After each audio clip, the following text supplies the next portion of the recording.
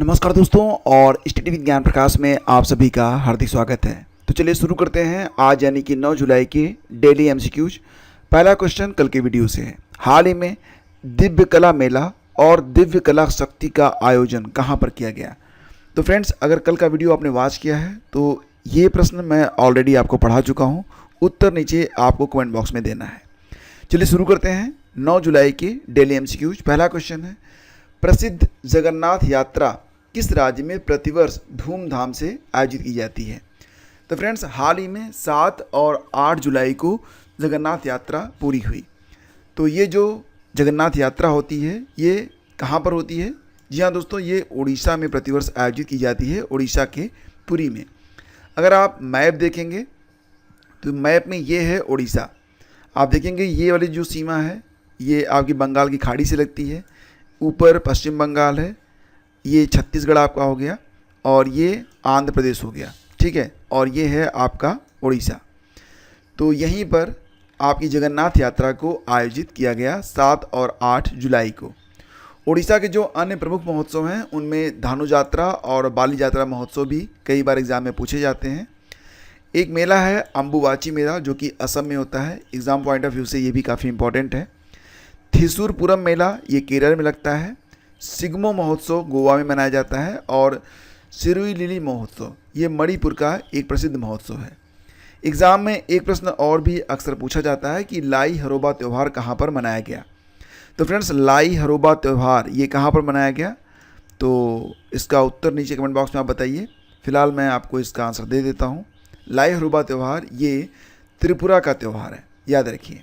अगला क्वेश्चन है, दुनिया के सबसे पुराने 140 करोड़ साल पुराने जीवाश्म किस राज्य में पाए गए हैं? हालांकि फ्रेंड्स, इसकी खोज 1933 में ही कर ली गई थी, लेकिन अभी तक ये जीवाश्म जो हैं वो उपेक्षित पड़े हुए हैं। पृथ्वी पर जीवन की उत्पत्ति कैसे हुई, मानव का विकास कैसे हुआ, तमाम सवालों के जवाब यहाँ से मिल सकते हैं। 140 करोड़ साल पुराने जीवाश्म हैं ये, और ये पाए गए हैं उत्तर प्रदेश के सोनभद्र में। और ये तस्वीर आप देख सकते हैं। सोनभद्र से 15 किलोमीटर दूर सलखन में करीब 25 हेक्टेयर में मौजूद फॉसिल्स की उम्र 140 करोड़ साल से भी पुरानी है। हालांकि हमें अमेरिका में भी लगभग 100 करोड़ साल पुरानी फॉसिल्स पाई गई हैं, लेकिन यहाँ पर जो सलखन में फॉसिल्स पाई गई हैं उनकी उम्र अमेरिका वाले जीवाश्म से लगभग 40 करोड़ साल और पुरानी है। 2002 में इसे अमूल्य धरोहर घोषित किया गया है। अमेरिका के येलोस्टोन पार्क में ऐसे ही फासिल से सलखन 40 करोड़ साल पुराना है। वर्ष 1933 में जियोलॉजिकल सर्वे ऑफ इंडिया के द्वारा इसकी खोज की गई थी।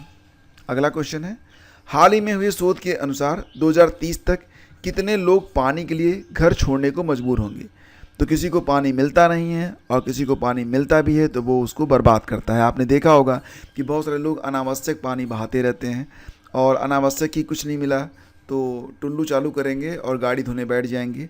खैर, सबकी अपनी अपनी सोच है, लेकिन इन्हीं लोगों की वजह से एक दिन पूरी मानवता संकट में आने वाली है। और आंकड़े बता रहे हैं कि 2030 तक लगभग 70 करोड़ लोग अपना घर छोड़ देंगे, वो भी पानी की दिक्कत की वजह से।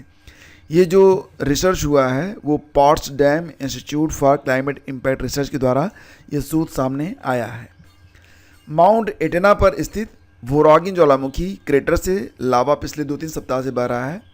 प्रश्न है कि माउंट एटना पर स्थित जो वोरागिन ज्वालामुखी है यह किस देश में स्थित है? तो फ्रेंड्स, जैसा कि आप लोग जानते हैं कि माउंट एटना यह इटली में स्थित है। ऑप्शन बी बिल्कुल करेक्ट है। ये तस्वीर आप देख सकते हैं। ये माउंट एटना पर स्थित जो वोरागिन ज्वालामुखी है वहीं से लगातार ये आपका जो लावा है बह रहा है।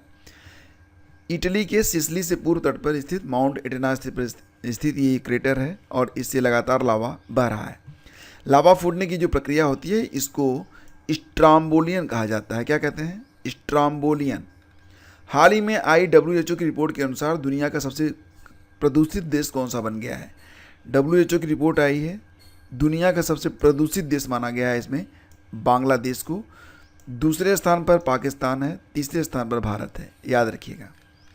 हाल ही में सहकार से समृद्धि कार्यक्रम कहाँ पर आयोजित किया गया?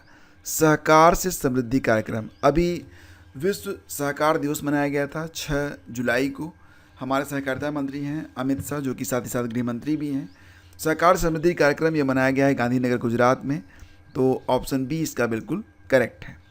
हाल ही में केंद्रीय मंत्री पीयूष गोयल ने महिला उद्यमियों के लिए लाइसेंस शुल्क में कितने प्रतिशत की छूट दी है? तो अगर कोई महिला उद्यमी है तो उसे लाइसेंस में मिलेगा 80% तक का छूट। ऑप्शन सी आपका बिल्कुल करेक्ट है। हाल ही में 75वां राज्य स्तरीय वन महोत्सव कहाँ पर आयोजित किया गया? राज्य स्तरीय वन महोत्सव क्रम में यह 75वां है। इसे हाल ही में इम्फाल में आयोजित किया गया, इम्फाल जो कि मणिपुर में स्थित है। हाल ही में अपनी सेना को जाने विषय पर 3 दिन का कार्यक्रम कहाँ पर आयोजित किया गया? तो फ्रेंड्स ये आयोजित किया गया लेह लद्दाख में। लद्दाख में कारगिल विजय दिवस के कार्यक्रमों की श्रृंखला में अपनी सेना को जाने विषय के तहत 2 दिवसीय कार्यक्रम आयोजित कर दिया गया है। और 1999 के कारगिल युद्ध में पाकिस्तान पर जीत की याद में हर साल 26 जुलाई को विजय दिवस के रूप में मनाया जाता है।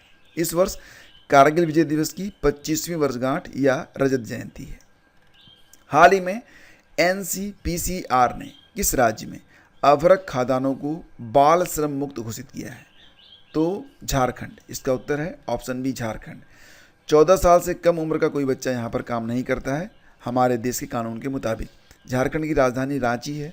हाल ही में इसके मुख्यमंत्री बने हैं हेमंत सोरेन और राज्यपाल कौन है? CP राधाकृष्णन। करंट अफेयर की PDF के लिए आप लोग डिस्क्रिप्शन चेक कर सकते हैं। क्विज लगाने के लिए आप आइए हमारे टेलीग्राम चैनल पर। ये वीडियो आपको अच्छा लगा है तो लाइक और शेयर कर दीजिएगा। आपका बहुत बहुत धन्यवाद।